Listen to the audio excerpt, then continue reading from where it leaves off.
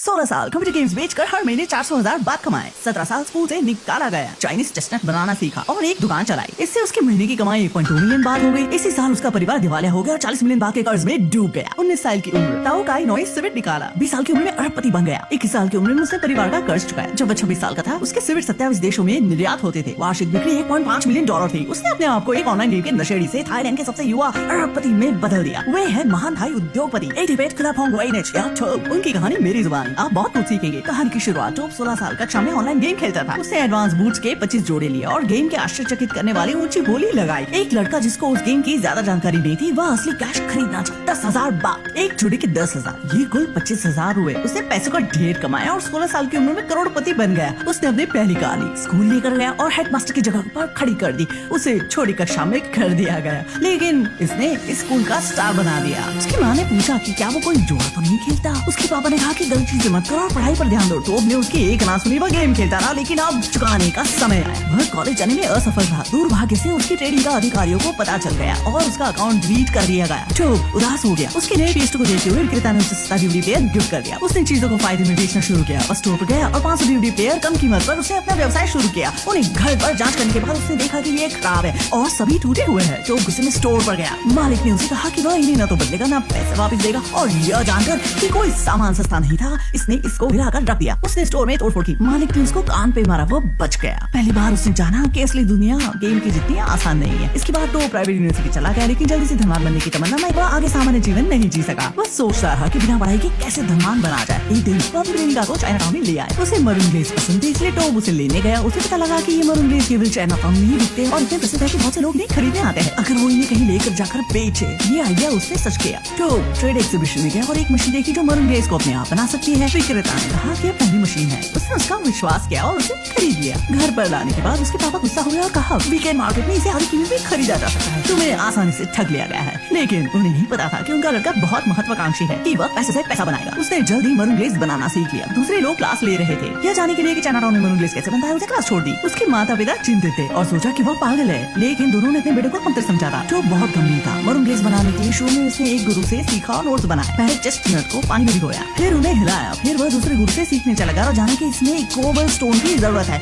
उसने स्वादिष्ट सॉस चखा। वह एक ही बार में रेसिपी ले आया। उसके बनाए गए मरून ग्लेज परिवार को बहुत पसंद आया। इसके बाद वह मॉल गया, एक दुकान खरीदी अपने व्यवसाय के लिए। चूंकि उसे स्कूल जाने की जरूरत थी, उसे अपने मैनेजर से बेचने को कहा, लेकिन पहले दिन की बिक्री केवल 2। उसने मैनेजर को कारण पूछा, लेकिन मैनेजर को पता न था और कहा कि शायद विक्रेता एक बूढ़ा आदमी था, लेकिन एक जवान लड़की नहीं। तो फिर से फूड मार्केट गया और सीखा कि चीजें कैसे बेचते हैं। कुछ लोग फ्री गिफ्ट बेच रहे थे, कुछ लोग छूट दे रहे थे, लेकिन सबसे ज्यादा प्रेरणादायक चीज थी पैसे उगाने वालों का समूह। शौचालय से आने वाले लोग कुछ चार्ज दे रहे थे, इसलिए इकट्ठा करने वाले के पास सारे पैसे थे। जो मॉल में गया और स्टैंड को ज्यादा किराए पर पार्किंग के पास खिसका लिया। इस तरह हर परिवार की नजर उसके मरून ग्लेज पर पड़ती। आशा के अनुरूप उसका स्टैंड बहुत प्रसिद्ध हो गया और वो बहुत व्यस्त हो गया। जो बहुत उत्साहित हुआ। उसने अंदाजा लगाया कि इस बिक्री के साथ वे नई ब्रांच खोल सकते हैं और 1.2 मिलियन बात कमा सकते हैं। जल्दी उसने नई ब्रांच खोली, अच्छी कमाई, लेकिन मॉल ने उसे बंद करने को कहा। उनके धुएं से उनकी छत काली पड़ गई थी। यदि ऐसा चलता रहा तो उन्हें जाना पड़ेगा। टॉब खुद छत पर पेंट कर सकता है। तभी अपने परिवार के बारे में बुरी खबर सुनी। उसके पापा दिवालिया हो गए। उन्होंने चीन जाने का निर्णय लिया, लेकिन टॉब ने जाने से मना कर दिया। वह अपने व्यवसाय के लिए रुकना चाहता था। अकेला लड़का मुसीबतों से घिर गया। मॉल ने उसे बाहर निकाल दिया।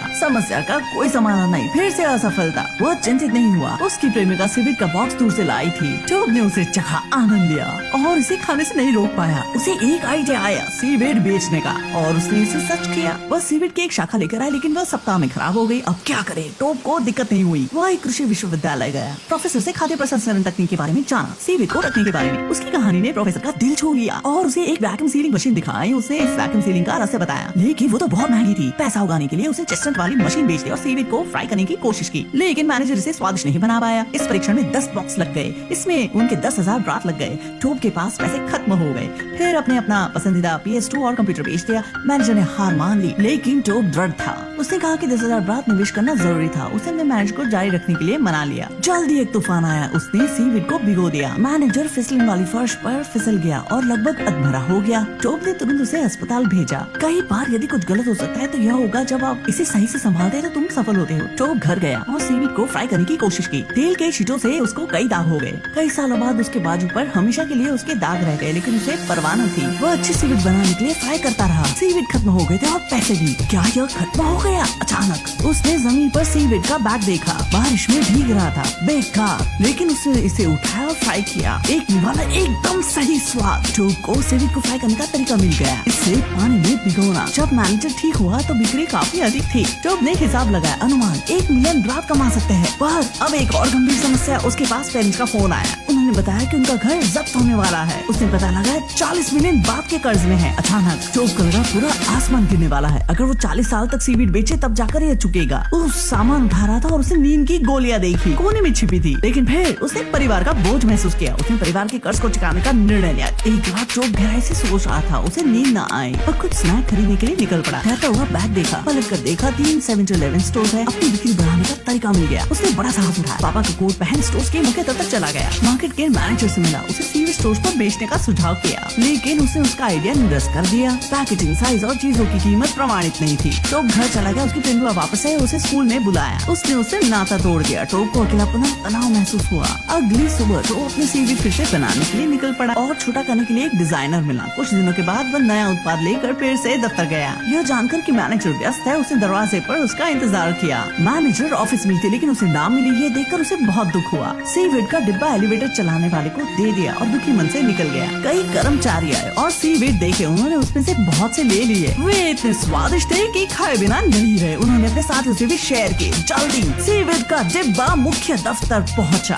उन्होंने टोब से फिर से बेचने की बात की, लेकिन अब उसके सामने एक बड़ी नई समस्या। उसकी फैक्ट्री को खाने की गुणवत्ता की जांच की जरूरत। अगर उसकी फैक्ट्री पास हुई तभी उसका सामान स्टोर में जाएगा, लेकिन उसके पास एक फैक्ट्री भी नहीं थी। इसलिए टोब बैंक चला गया 10 मिलियन बात की लोन के लिए। 19 साल का होने की वजह से बैंक ने उसे मना कर दिया। टूट के फिर वह खड़ा हो गया। उसने अपनी कार बेच दी और पैसा लेकर आया। अपने पापा की आखिरी फैक्ट्री में उसे अपनी फैक्ट्री बनाई। पैसा बचाने के लिए वो उसके कामगार वहीं रहे। उन्होंने फैक्ट्री खुद सजाई। आखिर जांच का दिन आया, लेकिन जांचकर्ता को बहुत समस्याएं दिखाई दी। पेंट गीला, फ्राइंग रूम में मक्खियां और लैंप पर लैंप शेड नहीं। नाला रुका हुआ था। पैडल वाला वॉश बेसिन नहीं था। टोब ने कहा कि यह सब चीजें जल्दी ठीक कर देगा, लेकिन मैनेजर ने उसे बात करना चाहा। उसे एक लिफाफा दिया। उसे घूस के लिए कहा। टोब ने 3 साल पहले ये किया था, लेकिन अब उसने मना किया। उसे पता है सफलता तुरंत नहीं मिलती। कुछ दिनों बाद फैक्ट्री नहीं हुई। कामगार मास्क और ग्लव्स पहनने लगे। लैंप पर लैंप शेड लग गए। एक दिन जांच के परिणाम का फैक्स आया, लेकिन उसके पास स्याही खत्म हो गई थी, इसलिए परिणाम साफ नहीं दिख रहा था। टोब दौड़ा और दिन की रोशनी में उसे देखा। कागज पर लिखा था पास।